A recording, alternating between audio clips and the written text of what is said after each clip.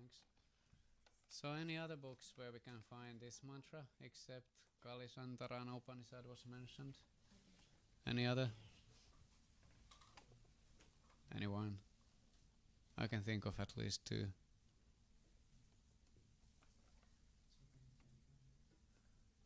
Not quite close. Another biography, which is Chaitanya Bhagavata. There's text which is the genre of literature is hagiography. It's biographies of great saints, focusing on the spiritually most elevating events. Well, probably the most. Anyway, you cannot really compare, but one of the most important instances in that book is that actually the Hare Krishna mantra is shared in the form that we just sang it, like Hare Krishna comes first and Hare Rama comes next. Okay, but where else? Now this is going to get tricky.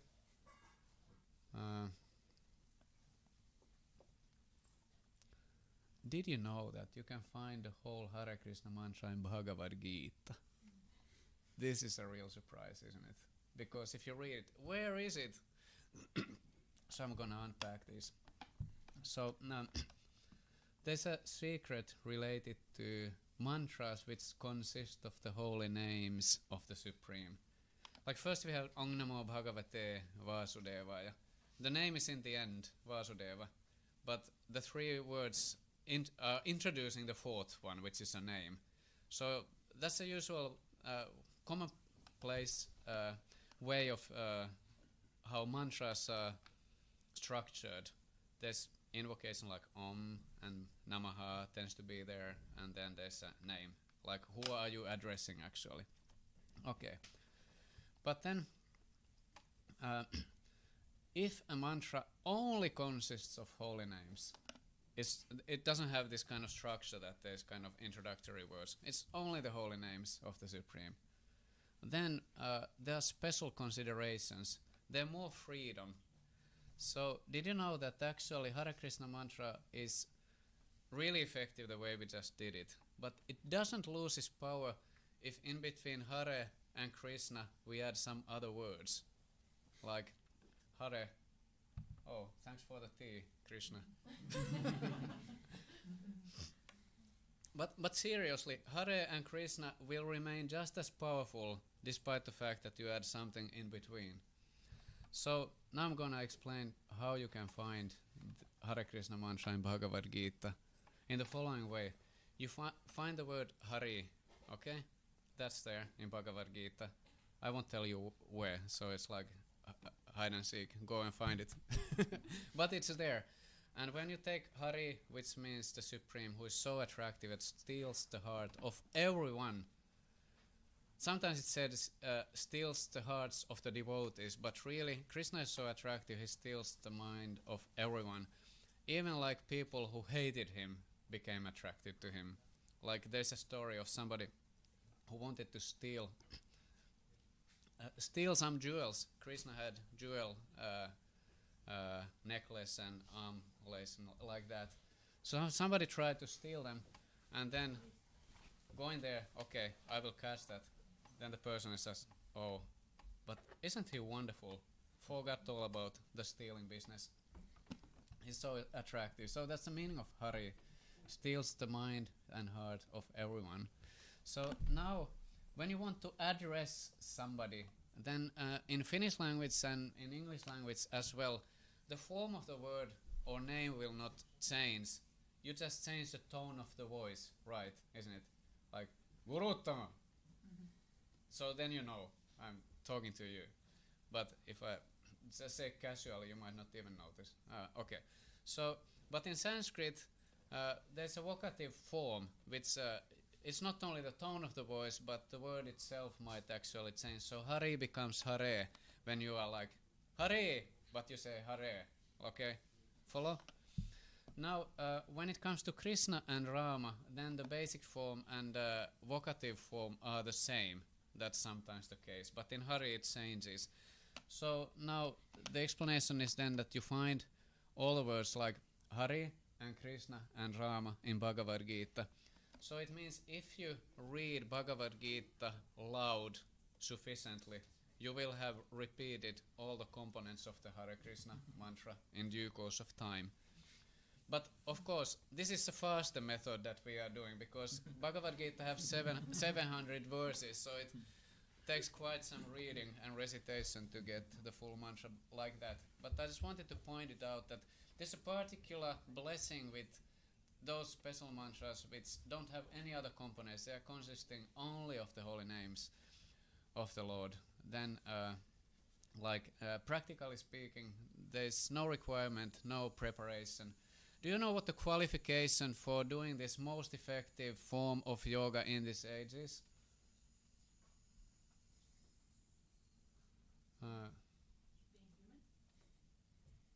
No, being an elephant is okay. Qualification for what? Singing Kirtan? Yeah. Yeah, exactly that. You have to find a place where it's going on. Or if you don't find, then you start your own. That's a qualification. Open your mouth. There's no other requirement. However, it's some special souls. They are so much yearning to share the chanting together with others that even if they don't find anyone else, they somehow or other figure out how to do that. So for the founder of Hare Krishna movement, A.C. Bhaktivedanta Swami Prabhupada, he tried to get this Sankirtan, or singing together the names of the Lord. He tried to get that started in India for 40 years. And then after 40 years, at that point, he had one student. Only one. Can you imagine? 40 years, this is your life's mission, and like one person kind of actually pays attention.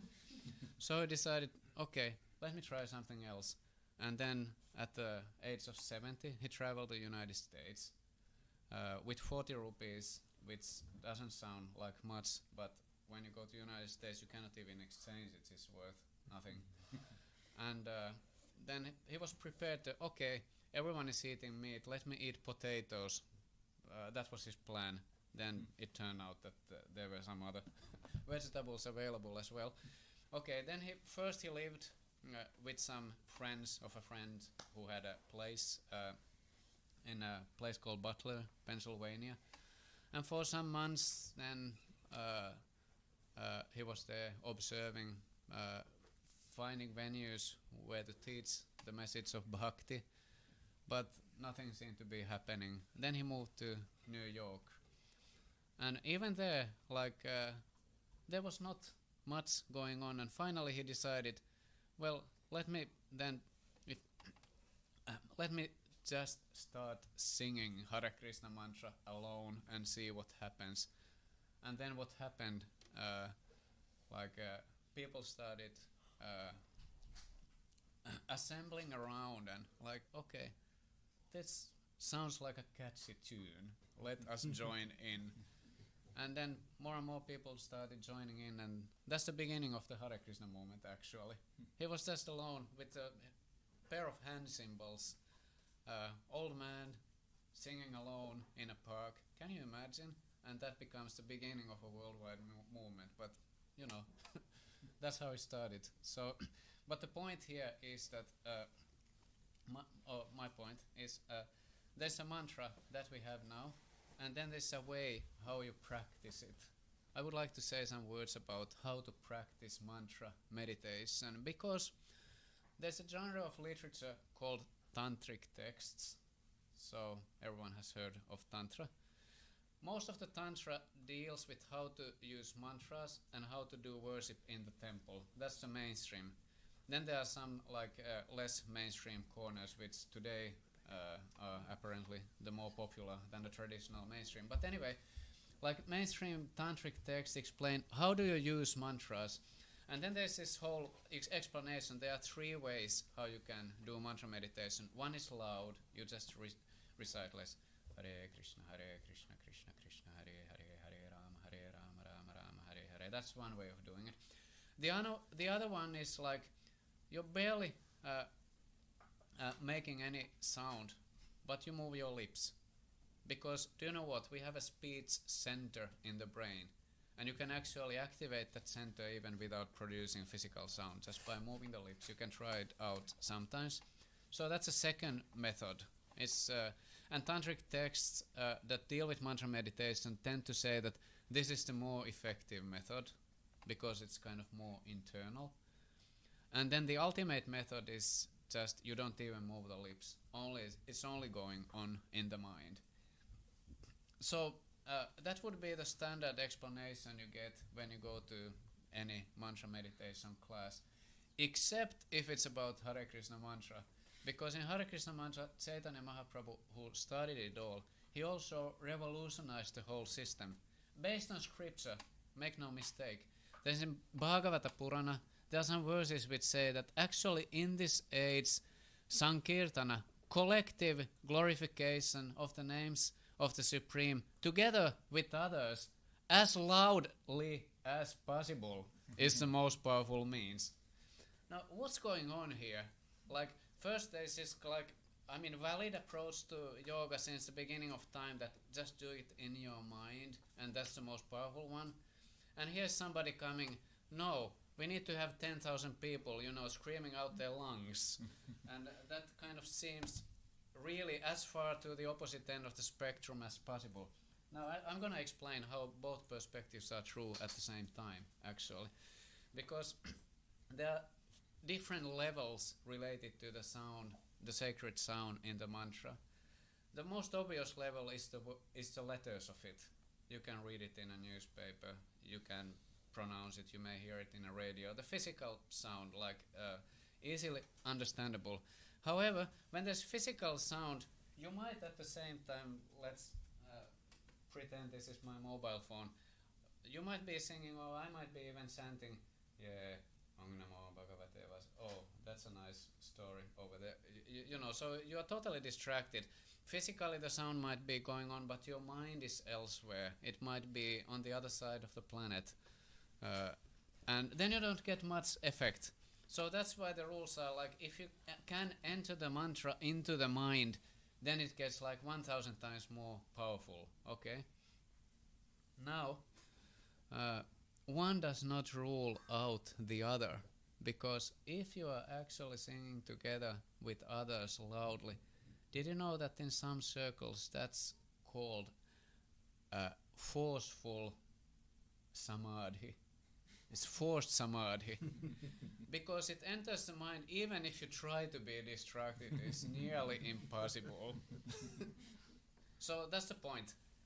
You can get there both ways, but if you are fortunate enough at least sometimes to share collectively with others the opportunity to recite, that's the best.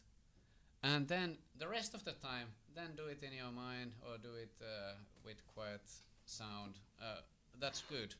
Main thing is to get it into the mind, to make it enter the mind. Now a few more words about what's particularly interesting in when we are doing it together. So one thing is related to the mind. So the word for the mind is manas, Sanskrit. So based on Sankhya philosophy, there's a whole school of philosophy, it's called Sankhya. It explains the constituent elements that are perceivable in the universe and giving 24 categories. We know there's much more than that, but they can be categorized in 24 categories. One of those category names is manas. That stands for the mind. And your mind and my mind and everybody's mind, including cockroaches, snakes, camels, blue whales, is constructed from the same ingredient called manas, okay? Meaning there's a universal field of mind, and our tiny little minds are kind of borrowing from that field, and then we have this, this is my mind. But actually we are kind of sharing something in a universal field. We are still individuals. I don't say that we are all like one person with one mind, but there's a universal field of mind, and we can then kind of tap into that, and that becomes our individual mind. But we don't totally lose the connection to the universal field. have you ever felt that without saying a word, you feel like you are on the same wavelength with another person? That can be a very deep connection without saying a word. It goes both ways. Sometimes you can actually sense that the other person is smiling but internally thinking of something else. You ever had this experience? It's very curious. Very often we actually kind of sense what is going on in your mind, even if you are not saying it. The explanation is our individual minds are somehow a little bit interconnected through a universal field of the mind. And because of that, actually, let's say somebody practices a lot of yoga and is fully committed to non-violence, kindness towards others. When that is perfected, that person's mind starts radiating compassion and non-violence so much that everyone in the same room will, as if by force, give up their aggressions if they have any. That's in Yoga Sutra, by the way. There are many examples in the scriptures, and maybe we have all sometimes experienced. We are in the presence of a very peaceful person, and we become peaceful as well. It's kind of everyone has that experience. So if we actually sit together and sing the mantras, we are amplifying that in the minds of everyone else, and everyone else is amplifying that in our minds. So that's the explanations. If you have a big group of people singing together, that's why I said it's like forceful samadhi. It's this most difficult yoga practice, samadhi, it's like almost impossible to evade it if you are singing together with others. Anyway, quite a story. Do we have time to sing another song? Yeah? Like 20 minutes? Yeah. Let's do another one.